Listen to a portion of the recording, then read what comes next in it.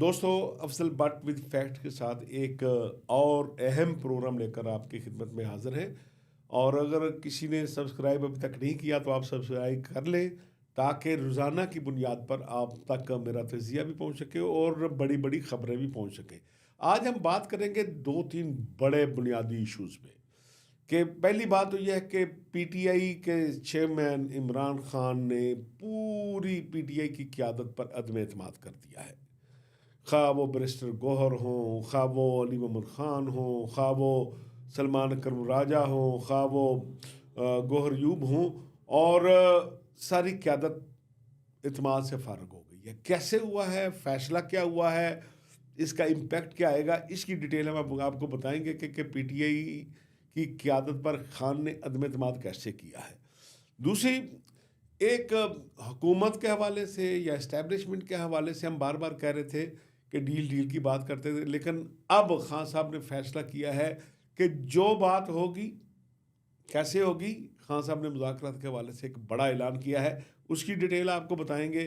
और तीसरी खबर है आज़ाद कश्मीर के हवाले से कि आप देख रहे हैं कि बिलावल भुट्टो ज़रदारी गुस्से में है। वो उस समय कहते हैं कि हमारे साथ बहुत से वादे पूरे नहीं हुए, और अब उन्होंने फैसला किया है कि आज़ाद कश्मीर की वजारत उज़्मा पीपल्स पार्टी का हक है, हमारा वो हक भी दिया जाए। तो उन्होंने आज़ाद कश्मीर की वजारत उज़्मा भी मांग लिया है। आज़ाद कश्मीर की सूरत हाल क्या है, कैसे वजारत उज़्मा इनका हक बनता है बकौल बिलावल भुट्टो ज़रदारी, इस पर हम बात करेंगे। तो सबसे पहले आते हैं कि कप्तान ने जो अदम एतमाद किया है। दोस्तों, आप गुज़श्ता 1.5-2 माह से देख रहे होंगे कि बार बार बात चलती है, कभी डील की बात होती है, कभी ढील की बात होती है, कभी पीटीआई के स्टांस की बात होती है कि पीटीआई पहले जो है वो बड़ी सख्त हिकमत अमली इख्तियार की हुई थी, अब मुज़ाकरात पे आ गई है, और मुख्तलिफ टीमें बार बार तब्दील हो रही थी। कभी ये कहा जाता था कि ये इख्तियार जो है अब अली मीन गंडापुर के पास चला गया है, क्योंकि 4 अक्टूबर को वो गायब रहे 24-36 घंटे, फिर मंजर आम पे आए, और उसके बाद बहुत से रिलीफ भी मिले। फिर कभी बहुत सी बात जो है वो बैरिस्टर गौहर साहब के ज़रिए होती है, क्योंकि बैरिस्टर गौहर साहब भी एक बड़ा लंबा तजर्बा रखते हैं। बाद लोग कहते हैं कि शायद वो नो वारद हैं सियासत में। आप सिर्फ याद रखें कि जो वकला की तहरीक थी चीफ जस्टिस इफ्तार मोहम्मद चौधरी साहब के दौर में, उसको लीड जब बैरिस्टर साहब कर रहे थे, बैरिस्टर एतजाज़ एहसन साहब, तो उनके साथ ज़रा पुरानी तस्वीरें देखें, एक चेहरा आपको नज़र आता था, वो बैरिस्टर गौहर थे। वो बार बार हर जगह पे उनको पता था कि अब कॉल क्या देनी है वकला की तरफ से, अब पॉलिटिकल पार्टी के साथ कैसे डील करना है, अब इस्टेब्लिशमेंट से क्या बात करनी है। तो इसलिए उन्होंने भी कच्ची गोलियां नहीं खेली हुई बैरिस्टर गौर साहब को, और खान साहब ने ये दिया था। लेकिन वो जो कहते हैं ना कि लड़ते लड़ते हो गई गुम, एक की चूच और एक की दुम।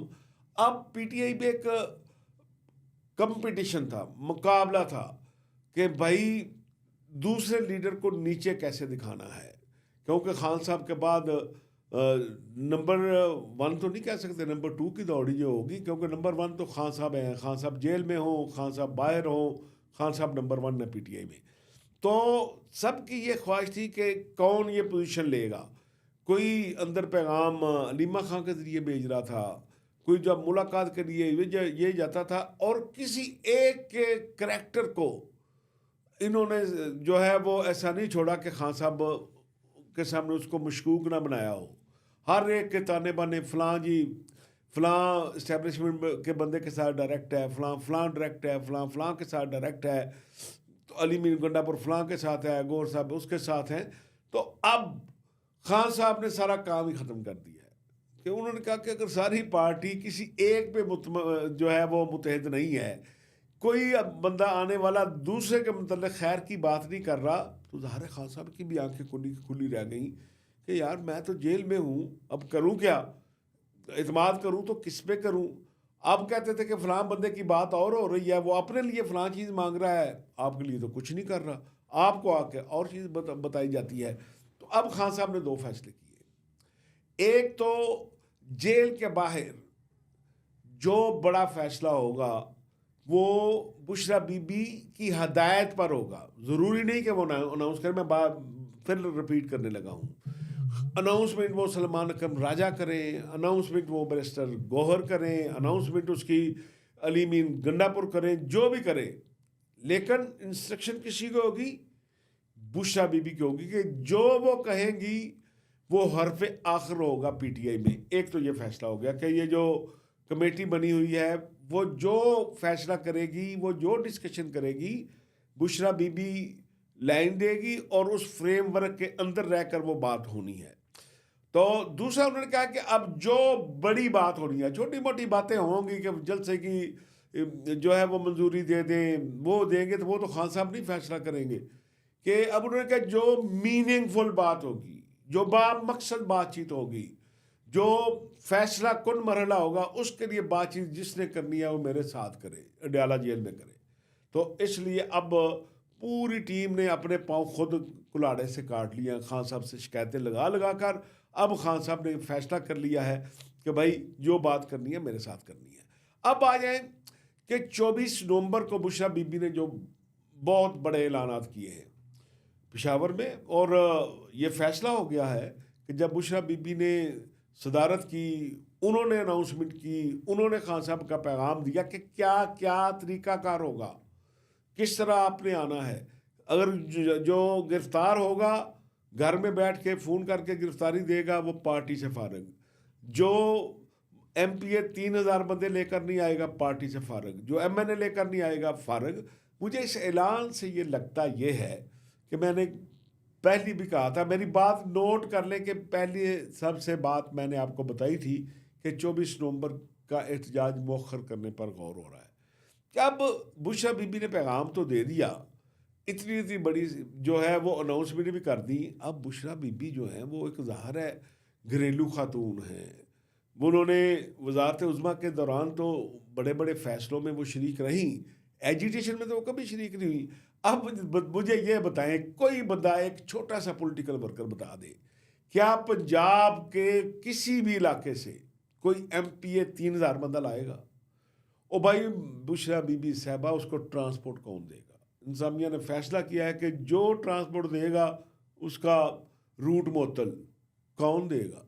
फिर पता नहीं जब वो वहाँ से चले इधर, एक दिन के पैसे ले ट्रांसपोर्ट वाले, और यहाँ 3-4 दिन रुकना पड़ जाए, रास्ते में रुकना पड़ जाए, रास्ते बंद हो जाए, तो वो गरीब के बच्चे किधर जाएंगे? तो इसलिए मुझे ये सारी अनाउंसमेंट से ऐसे लगता है कि आफ्टर ऑल जो है वो ये कॉल वापस होनी है। मंडे को खान साहब के साथ जो बड़ी एक मुज़ाकराती टीम जाएगी, मुज़ाकराती टीम तो नहीं कह सकता, जो PTI की टीम जाएगी उनको खान साहब बताएंगे कि भाई अब फ्रेमवर्क क्या है। लेकिन अब तक जो लोग पाकिस्तान के किसी भी इलाके में रहते हैं वो अपने अपने शहरों की सूरत हाल देख के सिर्फ अपने आप से सवाल पूछ लें कि PTI की इस क़यादत में आपके शहर से 3000 बंदा आ सकता है, आपके इलाके से 5000 बंदा आ सकता है। यानी MPA ज़ाहिर है उसी MNA के नीचे होता है, 5 और 3 8000 बंदा, 8000 बंदा एक MNA की कॉन्स्टिट्यूंसी से कैसे होगा? लेकिन वो 8000 से भी ज़्यादा हो जाएगा। एक MNA के नीचे अगर 3 MPA हैं तो 9000 उनका और 5000 MNA का, 14000 बंदा एक हल्के से लाया जा सकता है। आप एज ए पॉलिटिकल एक्टिविस्ट जिस बात से भी आपका तल्लुक है, सिर्फ खुद मेरी इस बात पर गौर करें, PTI के साथी भी ठंडे दिल से गौर करें, तो ऐसे लगता यह है कि ड्रावा है, डराने की कोशिश की जा रही है कि नाउ और नेवर है। लेकिन एट द एंड के जो कुछ रिलीफ मिल रहे हैं, खान साहब के साथ मुलाकातों पर पाबंदी तकरीबन ख़त्म हो गई है। आज और कल में जो मुलाकातें हुई और खान साहब के साथ जो मंडे को मुलाकात होगी वो बड़ी मुलाकात होगी, तो उसके बाद तो ऐसा कोई मुझे चांस नज़र नहीं आता कि 24 नवंबर की डेट बरकरार रखी जाए। डेट को आगे दी जाएगी। अब सिर्फ फेस सेविंग चाहिए PTI की क़यादत को कि भाई मुज़ाकरात नहीं हो रहे, कोई डील नहीं हो रही, कोई डील नहीं हो रही। ये पार्टी का इंटरनल फैसला है ताकि ये पार्टी जो वर्कर हैं, जिनके जज्बात हैं, वो खान साहब के लिए लड़ना मरना चाहते हैं, उनको कैसे जो है वो मुतमईन किया जाए।